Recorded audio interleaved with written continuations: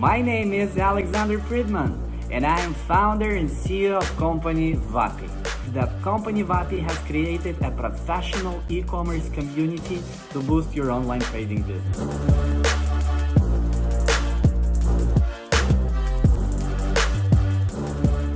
Hi everybody, and it's WAPI webinars again with you. It's Thursday and something special we prepared for you today. Today with us is beautiful Jeanette Milner-Walker. Hi Jeanette. Hi Alex, thank you very much for the compliment, and hi everyone. I hope you're having a great Thursday. Yeah, it probably will be, especially because we're going to share some special knowledge that will help the e-com sellers to grow their business and sell much more than they're doing right now. So as you remember, WAPI is helping sellers with fulfillment all over the European Union, and also is doing a lot in WAPI community to help you find a way to boost your sales. We search for specialists from all over the world, make the videos and share it with them. Our goal is to make your business bigger. We want you to go global and act local in every country where you are with WAPI. So today our topic is the power of a personal brand, right, Jeanette? It is. So you must know something about it, right? Tell us a little bit about your experience. Yeah, somebody may not know, but it's already the second our webinar with Jeanette. So, but still, a little bit about yourself so that the viewers who are viewing you for the first time will know a little bit more about you. Well, great. Well, thank you very much for the introduction, Alexandra. I am going to go into more detail on myself and my background as I take you through the presentation.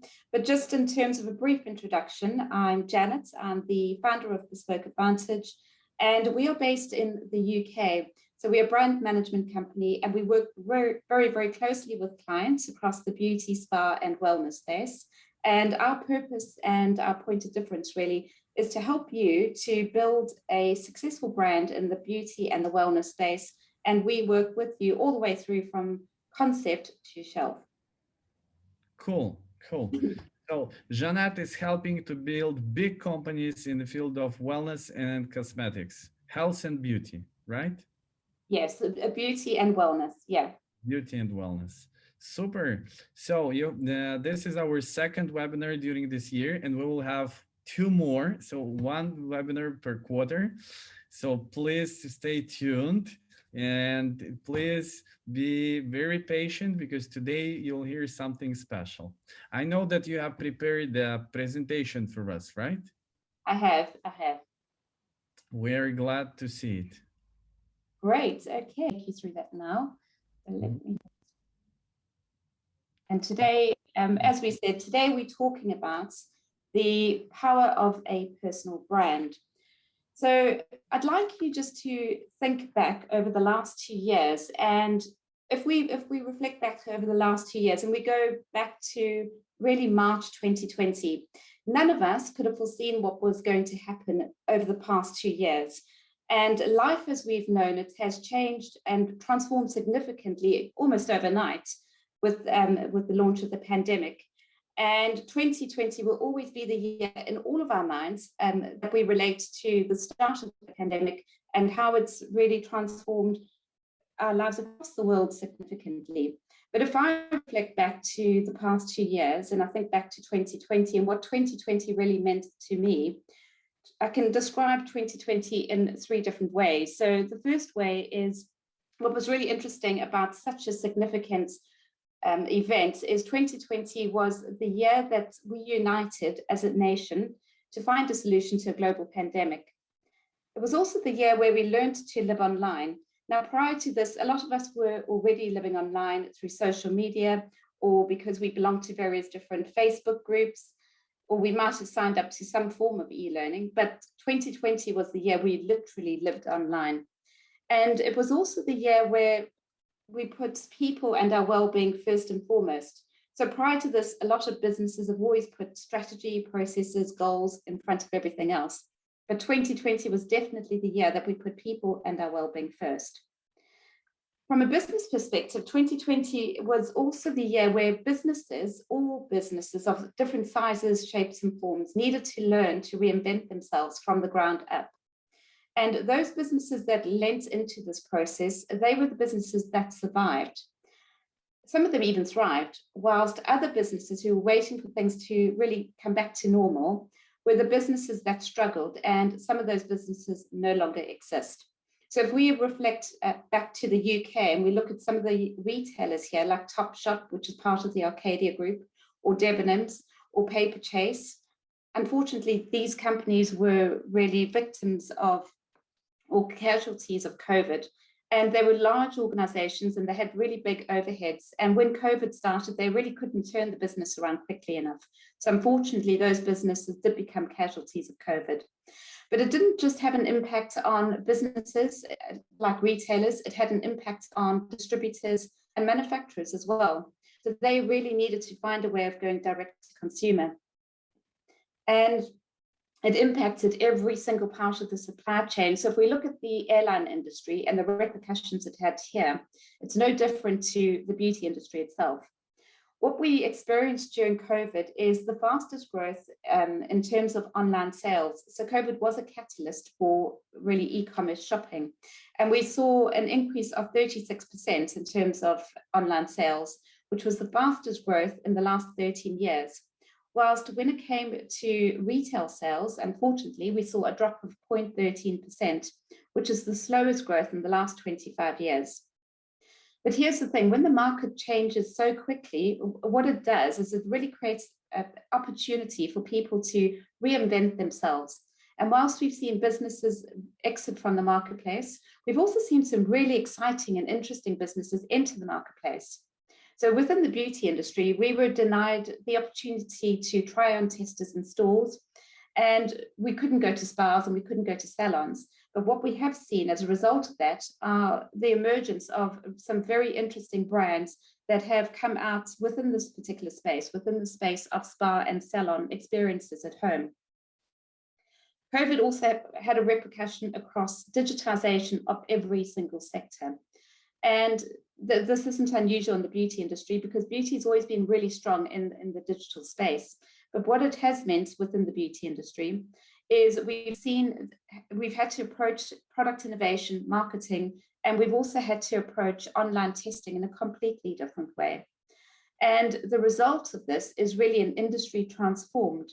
So one of the really interesting words I would use to describe the paradigm shift in the beauty industry over the last 2 years is the word community.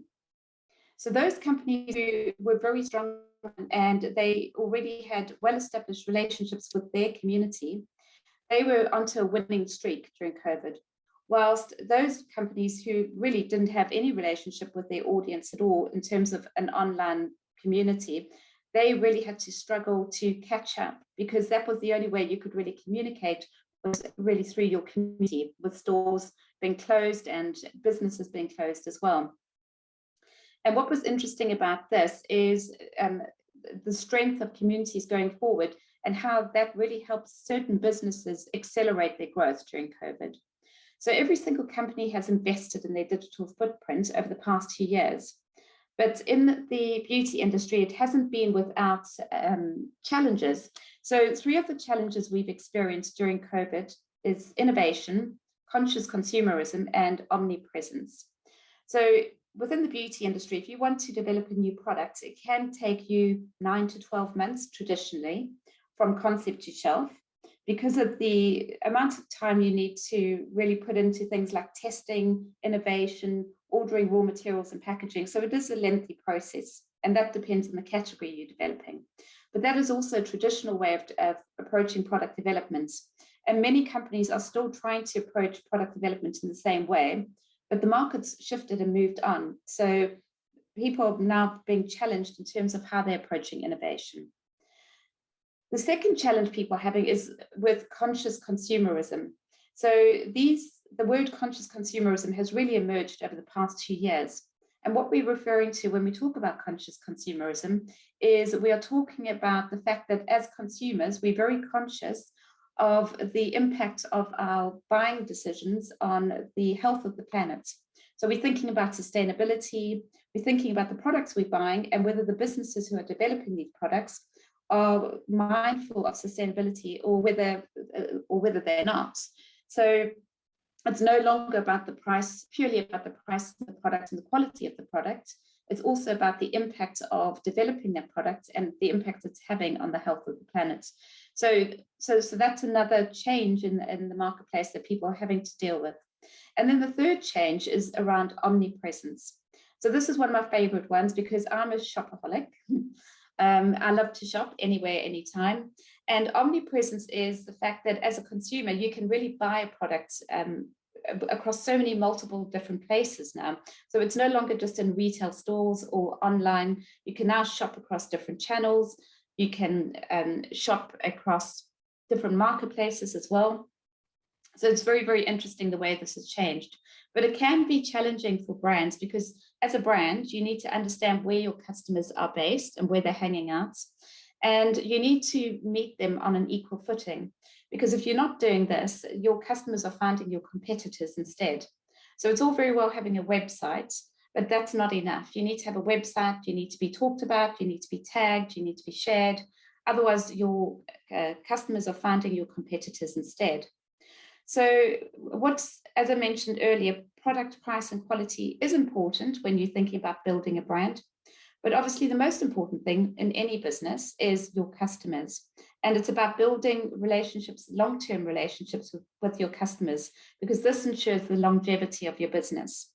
So when customers are very fickle and they've got so much choice and they can shop anywhere, anytime, you need to really think about how you're going to build that real relationship with your customers so that they come back time and again.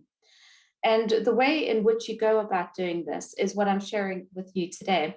So one of those is passion and purpose. The other bit is authenticity and transparency. And then the third bit is about community and trust. So those are the three elements we really need to think about when building long-term relationships with our customers. So as I said earlier, I'm Janet. I'm the founder of a company called Bespoke Advantage. We're a brand management company and we're based in the UK. And over the past 20 years, prior to setting up the business, my career has taken me across markets and I've developed and launched products and brands for companies including Boots, Body Shop, Marks & Spencer's, Harvey Nichols, travel retail. And when I first started my career, I thought, what if I could be part of a group of people who are developing products that really make a difference to people's health and their well-being and their beauty? And whilst that wasn't to be the case, and I did develop lots of products for different companies, and I loved what I did for the majority of the time, from time to time, I found myself oscillating between wanting to have a great job and wanting to make a real difference. So in 2017, I founded Bespoke Advantage, and we work with clients all the way through from well-funded startups to working with well-established health, beauty, well-being brands. And we also work with retailers, and we help them to take their ideas from ideas to products on shelves across international marketplaces. So it's been really exciting since we founded the business, and we're working with some great brands, and we're going from strength to strength. So coming back to really, as I said earlier, important to build your brand. You need to think about your product, your price, and your quality. This is a very dynamic industry that's constantly changing and evolving in exciting ways. One of the things that hasn't changed, however, over the past few years is the secrets to building a successful brand. And there's three core principles to this. One is about you need to have products which are innovative. You need to obviously develop products that people want and need. And then you need to make them easy to purchase. All of these sound, common sense, but can be more challenging when you really look into the detail behind them. So coming back to, with customers being so fickle, how do we build these long-term relationships with our customers? Let me share a quick story with you. So it was last year, and I was really excited because I was gifted some tickets to go and see a speaker. And I've been wanting to see the speaker for a long time, so I couldn't wait to hear the speaker. And I arrived at the venue early, and I sat towards the front of the nearer to the stage so that I could see her. And then just before she was due to come onto stage, there was an interval. So during the interval, I decided to pop into the ladies' room, and who did I see there but the speaker herself? And I didn't want to strike up a conversation with her because I didn't know her personally. So I washed my hands and I was leaving. And as I was leaving, I noticed something strange. So I noticed that she was leaving as well, but she hadn't washed her hands. Now, for some of you listening to this, you might think, well, that's probably not a problem for you. You know, that happens to a lot of people. But for somebody like me, that was a sticking point, and it really changed my perception of her moving forward. And I watched her on the stage delivering her speech, and she leant over and she shook hands with somebody, and all I could think about was she hadn't washed her hands. So coming back to what I was saying earlier, as consumers, we can be incredibly fickle, and it's the smallest thing that often changes our mind about something. So it's really important to build these long-term relationships with people and understand what they want and need.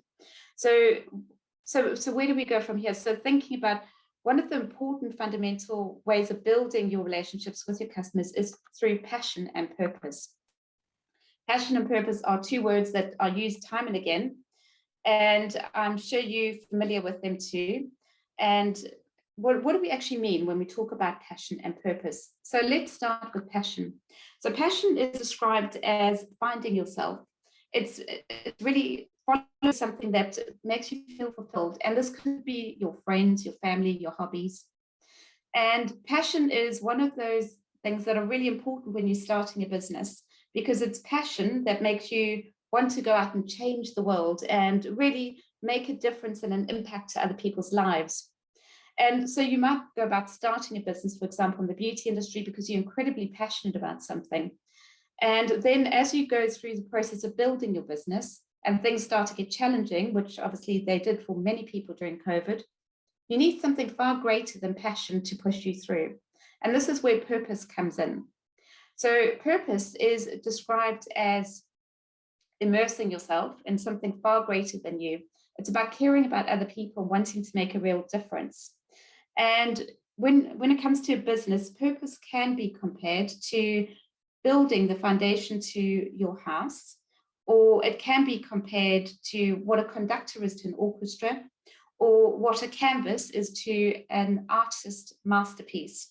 So purpose is the foundation to your business, and it's also a mirror that projects your soul and identity of your business to the outside world. And purpose-led businesses have been found to really have far greater impact in communities and really make a far greater difference. And they connect with their audience in a genuine way, in an authentic way. And naturally, this leads to generating better sales as well. So there's a lot of strengths to being a purpose-led business, but you need to really think about what is it that is your purpose and what drives you forward as a business. So let me share with you a quick story of a business that was founded on passion, and they achieved success through their purpose. And for those of you on this webinar today who might not be familiar with the Body Coach, the Body Coach is somebody called Joe Wicks, and he started in 2014, and he started online, and he initially started by calling out fitness people in the industry who he didn't necessarily agree with across Snapchat and YouTube. And he has gone on to develop a very successful business. And we saw a lot of the Body Coach during COVID on television in the UK. And he was leading fitness and in the early mornings across TV, which was great. And so mothers love him, children love him too. And his secrets to success, his words are, he's very relatable, he's very consistent, so he consistently shows up for his audience. And he also shares his purpose with his audience. So through sharing his purpose with his audience, they connect with him, and he naturally builds a relationship with them, and he understands exactly what they want and need, and hence his success. So he's a great example of a business that has got great innovation. He develops products and obviously in his case services that his customers want and need. and he makes them easy to purchase as well. So we are now living in an era of personal branding. And so what do we mean by personal branding? And that's what we're talking about today as well. So personal branding is really based on two fundamental principles. The first one is authenticity. And authenticity is really just showing up as who you are online. And transparency is walking your talk. So if you say you're going to do something, or you as a business are delivering something, you really need to be delivering that. You can't pretend to be doing something you're not. And in days gone by, it was really celebrities that were personal brands. Now it's everyday consumers like you, like me, a lot of people turning into personal brands and showing up online and really being there for their audience. And it's not just everyday consumers, but it's also bigger companies like, let's just take a look at somebody like Elon Musk and Tesla, or Richard Branson and Virgin. They personal brands as well as being big companies. And it's the personal brand that wins every single time. So consumers are looking for brands that they can relate to, that share similar brand values as them. And they also expect companies to use their platform as a force for good. So it's not just about companies selling products and services to people anymore, but companies using their ability, their platform as a company to go out and make changes, positive changes in the environment, in the economy, in society as well. And so whilst customers might buy into your product or your service, what's most important to them is that you're being transparent, and they really want to understand the business behind the brand. So they want to understand, when it comes to the beauty industry, they want to understand about your packaging, they want to understand your ingredients, they want to understand the impact of your carbon footprint as a business. And those are the brands, once they've really been able to understand your business in greater detail, they're then able to make a decision as to whether they really want to buy your brand. And this is coming back to what I was talking about earlier in terms of conscious consumerism. Now, a great example of a brand in the beauty industry who has really achieved success through being authentic and being transparent is Absolute Collagen. So Absolute Collagen was founded by Maxine Lacey, and she was nearing her 50th birthday, and she was reading about the benefits of collagen. Now, collagen is a protein that your body naturally produces, but as we age, the amount of collagen our body produces depletes, and hence the need to supplement either through your diet or through taking supplements. So Maxine was boiling up chicken feet in her kitchen, which is a high source of collagen and bone broth, and drinking it and realizing this was a great product and sharing it with her friends and family. And she decided to really look into building a business around this. So she found a contract manufacturer who managed to package the collagen into sachets, and she started a business online, direct to consumer, from home with her two daughters. And her daughters are millennial daughters, so they understood the importance of social media. And so she started showing up on social media for her audience in her community and sharing very authentic videos which people could relate to. And as a result of this, people really took to the brand, and they started buying into the products, and they could see the results of the products. And she continued to grow the business in this manner. She didn't go into retail because of the high margins of retailers. And in 2020, when COVID started, she really was a £10 million business. So she'd achieved success through direct to consumer. She'd weathered the storm when it came to COVID, and she'd really built this community who she could speak directly to, and who felt as if Absolute Collagen and Maxine were probably a friend of theirs, as opposed to a brand that they were buying into. So she's a great example, once again, of great innovation, developing products people want and need, and making them easy to purchase. In days gone by, a brand belonged to the person who founded the brand and the person who obviously invested in the brand. Today, brands are community property. So they belong to your employees, they belong to your customers, and they also belong to your shareholders. So, and they are the people who are responsible for shaping your brand and growing your brand moving forward. consumers now have far greater impact over brands because they can have a conversation directly with your brand through social media. And actually, this is a great benefit to you as a business as well, because through connecting with your customers and having direct conversations with your customers, you can understand exactly what your customers want and need. And many businesses are now tapping into this, and they are working hand in hand with their customers to develop the next product range. So effectively, their customers are becoming the product development team, and their customers also feel far greater loyalty towards the business because they feel like they're part of your business. Customers also have the ability to make or break a business through positive and negative reviews. So you just have to look at Trustpilot and read a number of reviews to decide whether you want to buy into a brand. So another important factor as a business to think about is how you build your relationships with your customers through your social channels, and obviously through their positive reviews of your business as well. It's no longer about you selling to customers, it's about you working hand in hand with your customers. So, and a great example of a company who's been very successful in terms of building a strong community is Huda Beauty. Now, Huda Beauty is so Huda started in finance, actually. She was based in America, and she decided to turn her passion into her reality. So she moved to Dubai, she retrained as a makeup artist, and she started a blog, and this was in 2000, she started her blog in 2010. And she really understood her customer base. And then in 2013, she launched her first product, which were eyelashes, and she sold them into, she sold them into Sephora, actually, in Dubai, and they sold out completely in very little time. So she then continued to build her brand and continued to turn to her community to find out what they were looking for. And she now works hand in hand with her community, almost as an extension of her product development team, to build the next big product. So she's been incredibly successful as a business.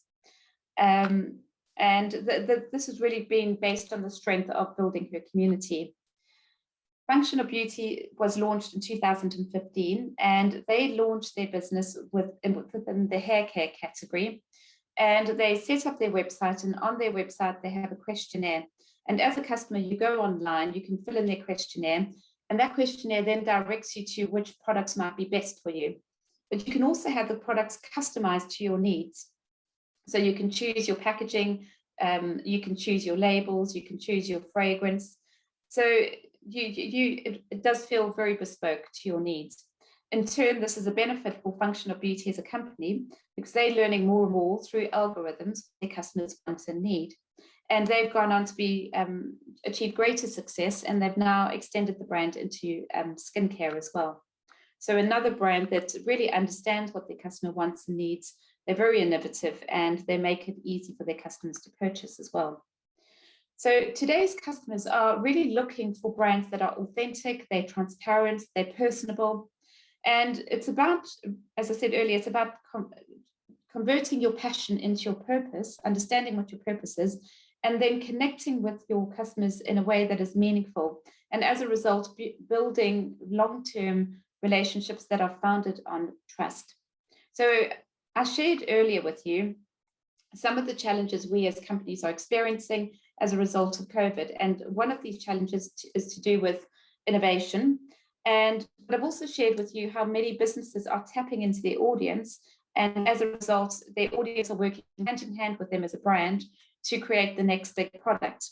So that's one way in which to deal with innovation. It doesn't need to be a lengthy process that takes time. You can really speed up the process by working hand in hand with your customers. The beauty industry is part of a larger industry called the wellness industry, and the wellness industry is valued at 4.2 trillion in 2017. So as consumers, we've become far more aware during COVID of our mental health, of our how much sleep we need, how important it is to us, of our stress levels, of what makes us happy. And these are all areas within the wellness sector that you can innovate and really tap into to create the next big product. So there are plenty of opportunities to innovate. We've also spoken about conscious consumerism and how important this is when customers are making decisions to buy products. So you need to be sharing with your customers your values. You need to be sharing what you as a business are doing to make a difference in society, in the economy, and share this across social media, because you can have direct conversations with your customers and they can really understand how you're making a difference as a business, and obviously decide whether they want to, support you as a business and buy into your products and services. A great quote from Nielsen's, which is really just reflects what I've said earlier in terms of consumers are willing to invest more in brands if they feel that those brands are aligned with their values and their beliefs as well. We need to be hanging out where our customers are hanging out. Is that on TikTok? Is it on Facebook? Is it on Instagram? Where are your customers, and where are they going to find you, and how can you build that relationship with them? So, and that's part of obviously planning your marketing, but also planning your sales as well, and how you're going to sell to customers. So Deliveroo is a delivery company that, we all know delivers pizzas, and if you need a pizza on a Friday night, call Deliveroo. But Deliveroo have also built a relationship with Boots, which is the largest, health and wellness retailer in the UK. So not only can you order pizza now through Deliveroo on a Friday night, you can order your beauty products as well. So this is what I mean about understanding where your customers are and ensuring that you really make it easy for them to buy from you as well. So I've spoken about what we do as a business. I've spoken about some of the challenges that people have experienced as a result of COVID, but I've also shared with you how we can build those long-term relationships with our customers through passion and purpose, through authenticity and transparency, and through community and trust. Now, before I hand it back to Alexandra, I just want to share something really exciting with you. So as a business, we're launching something new, and we're launching an e-learning program. We call it our Beauty to Life program, and we're going to be walking you through, hand in hand, how to develop and build a brand in the beauty industry from concept to shelf. This is delivered over a course of 3 months. We're starting in June, and the program is going to be delivered through group masterclasses, and I'm going to be leading those masterclasses. I'm also going to be joined by a number of expert guest speakers as we deliver the modules. So there's 6 modules in total, as I say, taking you from concept to shelf and how to build a brand in the beauty and wellness industry. And we're also going to be sharing lots of coursework, so you're going to learn as you go through the program. We've got lots of guest speakers who are sharing different topics as we go through the program. And we'd love you to join us. So if you're interested in building your business and you'd love to be part of a group of like-minded people in a community, learning how to build a brand in the beauty industry, just sign up here, this link beneath us over here, or just email me through Bespoke Advantage. The program starts, as I say, in June. It's £895 plus VAT for the first 20 people that sign up. Thereafter, the price will be going up to £1,750. So if you're listening to this, if this sounds of interest, by all means, just get in touch. We'd love to have you on board. Thank you. Thank you, Jeanette. It was wonderful. You know, the brand building topic is very complicated, actually. It's not so easy as to explain how to make a listing on the marketplace or how to do some technical stuff. It's something that has a lot of different issues, and you have to collect all this puzzle all together. I love to hear your presentation, because I hear that you have a lot of experience, and you tell it from inside, and all these words of purpose and passion and building the community. Everything is so important, but at the same time it is so complicated to build all of this, right? It is very complicated, which is where this program that we're going to be launching in June comes into it, because we're taking people all the way through from the very start. What is their big idea? How do they want to build the business? We're teaching them about cash flow forecast, about pricing, about branding, obviously product development, marketing and PR, how to expand the brand across international marketplaces. So if they want to export to other markets, part of that is obviously logistics as well. So, and fulfillment. So there's a lot that's packed into the program, but yes, it's not straightforward. It sounds straightforward, but there's a lot involved. How do you think, how big must be the team? Is it possible for one person or for a team of two, three, handle all of this omnipresence in different social medias, community and everything? What do you to being in touch all the time with your customers, and the same time to solve the issues of fulfillment and logistics and production of the goods? How big must be the So team? a lot of startups obviously start with one person. But what you quickly find, even if you don't employ people, is you do need to have a team. And by a team, that can be freelance people as well. So it's very difficult to be the person who's responsible for the product, for the sales, for the marketing. Social media itself is a full-time job. Equally, then you need to manage warehousing, distribution. So sometimes, often actually, what brands do is they start with a single person, and then they obviously build relationships with different service providers. So that also becomes part of their team. And then they might employ some freelance people to support them until they build the business to a certain level, or they might get investment, and then they can afford to employ people as well.